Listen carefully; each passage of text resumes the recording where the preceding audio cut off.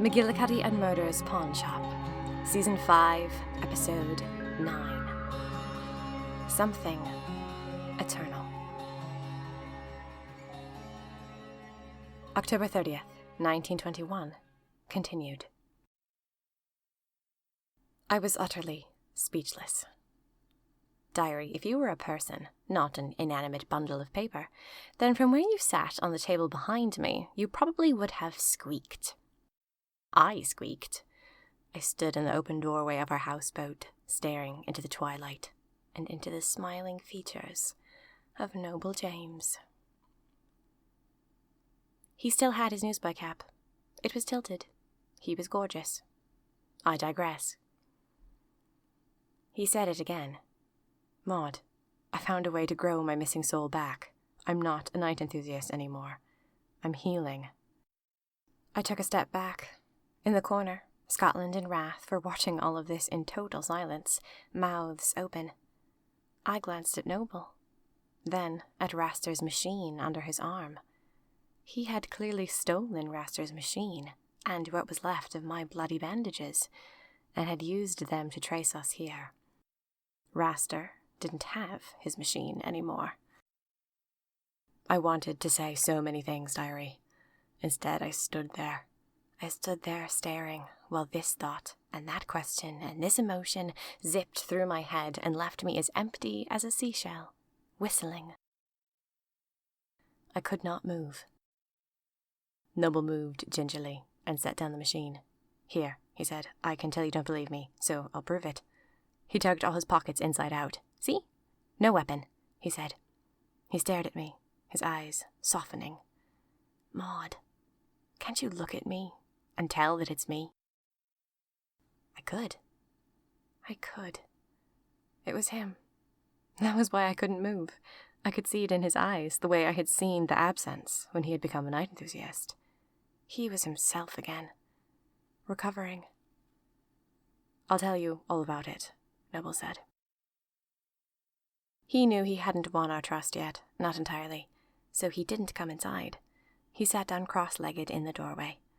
Scotland and Wrath sat down on Wrath's bunk. I believe Wrath was holding both of Scotland's hands in suspense, and I sat down on the floor, straight across from Noble, both of us in the beam of twilight.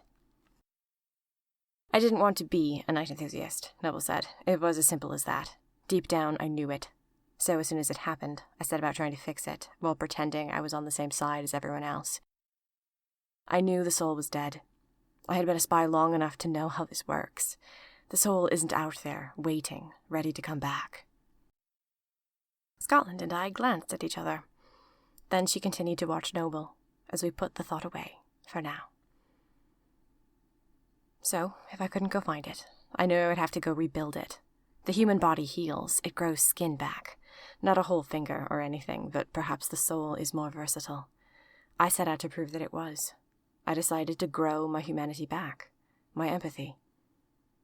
I started small. I thought about the pawn shop, my family. I thought about everything I loved, and that began to stir things. But that wasn't enough. So I went to the site of the worst news I've gotten this year, which was Tulsa, Oklahoma. I don't know if you remember, but there was a massacre in Tulsa in June, a few months ago.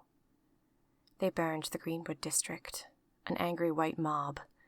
They held 6,000 black men, women, and children prisoner for 8 days. They injured 800, and they murdered about 300. Greenwood was absolutely beautiful, prosperous. The massacre started over lies, over nothing. It spun into the core feeling that everyone had been smothering, and they let it all out and wrecked everything. They rioted, killed, burned. So I went to Tulsa. The Greenwood district is still charred. I went to the cemetery where many of them are buried. Outside of the war, it's one of the most horrifying events that will happen in my lifetime, and most people don't even know about it. In a way, it's worse than the war. Do you feel that? Prickling on your spine? Because in the war, they still passed gifts across the trenches over Christmas to each other. They only did as they were told. They followed orders, but they weren't trying to kill women and children. These people saw beautiful homes in their community, and they burned them to the ground. the wallpaper shriveling, the electric bulbs bursting. You don't do that to people you believe are equal. And to deny the worth and equality of another human being, I think that is the most evil thing that exists. We were so quiet. I had not known about the Tulsa massacre. It's so easy to pretend we're human when we can cover up the bird beaks with a mask. So, Noble said, I went there, and of course I felt, but that wasn't enough. That was just one piece, the first line in a long poem that said, not like this. So I kept traveling. He folded his hands and looked down. I went all over the country, Noble said, and I just talked to people. If you wait long enough, people will tell you just about everything about them. And if you hear people's deepest, darkest secrets, something in your heart just opens up. They also asked me about me, and I told them. And that back and forth push and pull of me caring about them and feeling them care about me, that's what really started to grow things back. I began to be kinder to myself, and that helped me be kinder to other people. It was like lifting weights, like training for a marathon. I could feel it working. Then I went to Harlem, New York, and just basked for a few days in the art and the music and the theater. So I started with the horror of humanity and finished with the beauty and potential of it. And the push and pull between those two things was just a reminder of how far we have to go, but the fact that we are growing. That as human beings, we're not ending, we're changing. And my desire to be a part of that change is another thing that helps me heal. There is every kind of story on this planet, but I have always wanted to be a part of the good ones, and remembering that was profound. I can feel that I'm not noble as I used to be, but I know I will be. I am healing. Trees don't grow overnight, but the roots are there, inside me, growing, and the growth of those roots snapped every stupid spell that Ariana put into my mind. I feel no loyalty to the night enthusiasts. I am myself, and I'm halfway back to being whole. I stared at him. Then I couldn't bear it, and I looked down. My emotions swirled. Diary, that was 3 separate ways. My friends were all with me again, but none of them totally normal yet. Each one had gotten bits of themselves back, but in an entirely different way. A cadaver, a ghost, and now Noble, teaching himself how to belong to good again. Noble, I said. It was strange because Wrath's transformation made me nervous. The cadaver was acting like an illness, an infection we didn't know how to cure. Scotland made me nervous, because when I'd put that ghost into her, I'd had the strangest feeling that it wasn't the missing bit of Scotland's soul after all, it was something else.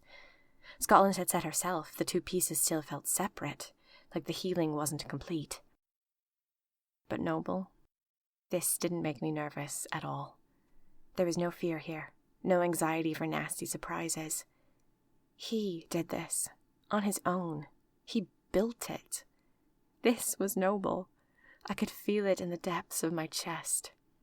There is something eternal about Noble James. About his, forgive the pun, but about his nobility. Meet him as a night enthusiast, and he turns out to be a spy. He dies, but turns out to be not dead after all. Leave him in a whisk-lit world, and he's fine. Let him be a night enthusiast for a day, and he comes back, himself, just as strong as ever. Leave him as a full night enthusiast, and he goes and tears the brainwashing out of his mind. He stands alone. He stands as himself. He refuses to have his identity dictated, and who he will always be is Noble. "May I hug you?" I said. Noble smiled, a gleam of delight shining in one corner of his eye. Then he stood up, and I stood up, and I just jumped. In one fell swoop, straight up into his arms. I wrapped both my arms around his neck, inhaling the smell of him, and he clenched both his arms behind my back. It was strange that I had known him for so short a time, and yet he felt so familiar. It wasn't nerve-wracking or too intimate or peculiar to hold him like this. He felt a little bit like home. Noble set me down, and we both took a deep breath. Then he turned to Wrath and Scotland.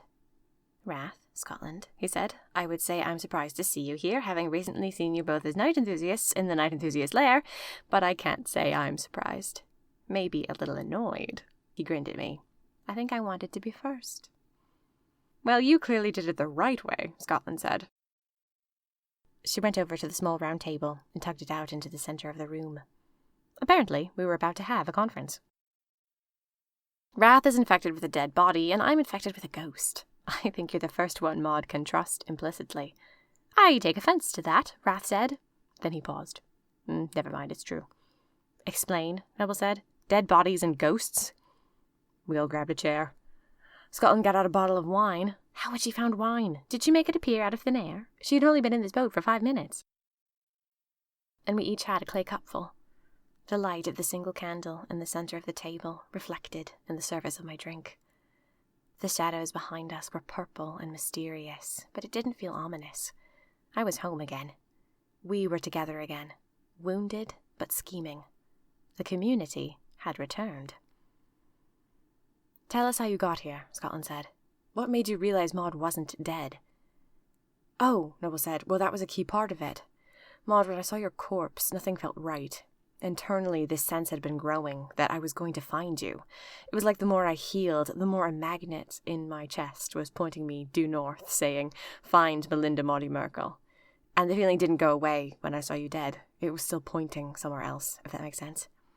It's very hard to argue with a dead body, but I did my best. I went to Raster's machine and stole it, as well as everything of yours he had. Did you know he had a cabinet full of blood and bloody objects, neatly labelled by name? Well, it's going to take him a year to rebuild this machine. Nibble grinned. I took it and used it, but, as you know, it's slow. It listed all of your previous locations first, one at a time.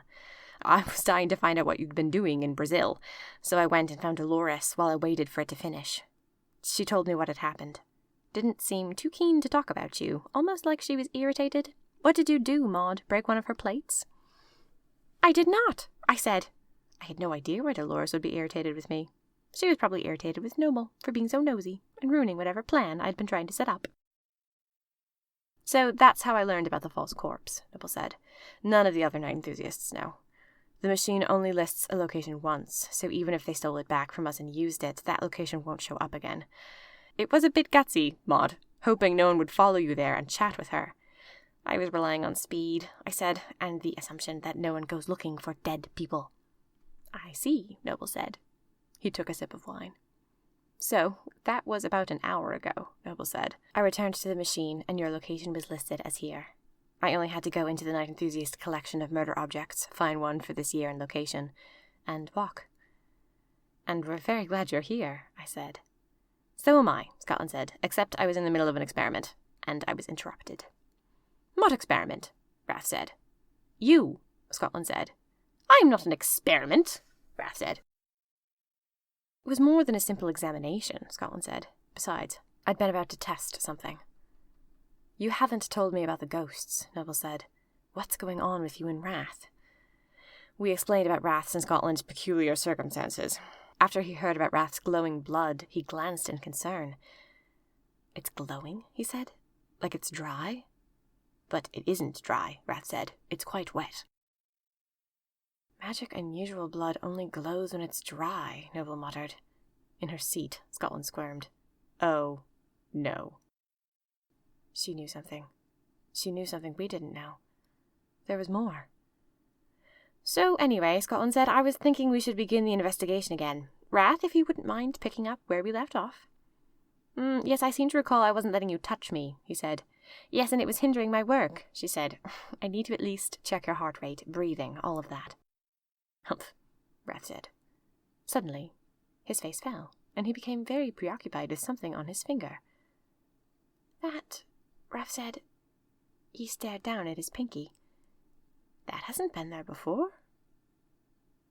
At first I thought Rath had a bug perched on the end of his finger, a shining beetle with a strange nose. But he poked it, tugged at it. It was attached. It was part of his finger. He turned his hand around so he could get a better look, and the fingernail of his left pinky had turned into a dark, sharp claw.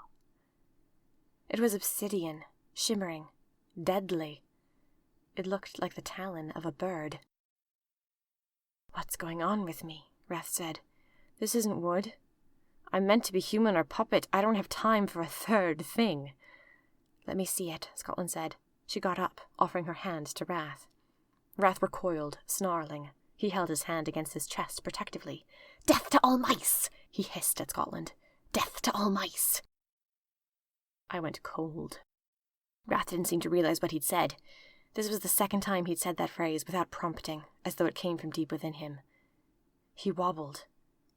"Lie down on the bed," I said. Wrath stumbled over to the house bunk, and he toppled in. He still held his hand, the single bird talon gleaming like an infection. "Death," he muttered. "Death to... No, that isn't right. Not that." "Maud, we have to talk," Scotland said. She slung open the houseboat door. I jumped to my feet. "Stay with him," Scotland said to Noble. Noble got onto his knees beside Wrath's bed. "Of course," he said. He took Wrath's arms gently in his hands. "You're all right, my friend. Deep breaths. Now, repeat after me. I am worthy. I have value. I am going to be all right. Deep breaths." Scotland and I hurried outside. The stars were out. The thin, long grass under our feet was wet. Scotland shut the door and took a few steps out into the night where Wrath wouldn't hear. "Maud," Scotland said. She gripped my arm.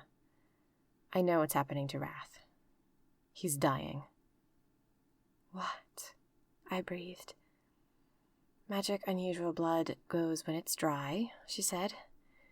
"It also glows in dead bodies."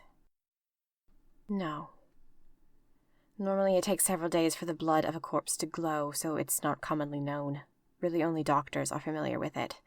But it's a way that we can tell the time of death, by how much of the blood is glowing. That thing that stepped back into Wrath, I think it was a missing part of him, really him, but it was dead. He lost a part of himself when he was put into that train car, but that part of him wasn't alive and waiting. It was dead. Now that it's back in him, he's being sucked into the death, like a black hole. He's going to start dying slowly." "But what about the bird talon?" "Maud," Scotland said, "have you ever seen a Whiskelet? Under the mask? Do you know what they look like? What about their hands?" "They always wear gloves," I said. "I think Wrath might have made a deal with the Whiskelets after all," Scotland said. "I think he might be becoming one, slowly, as he dies."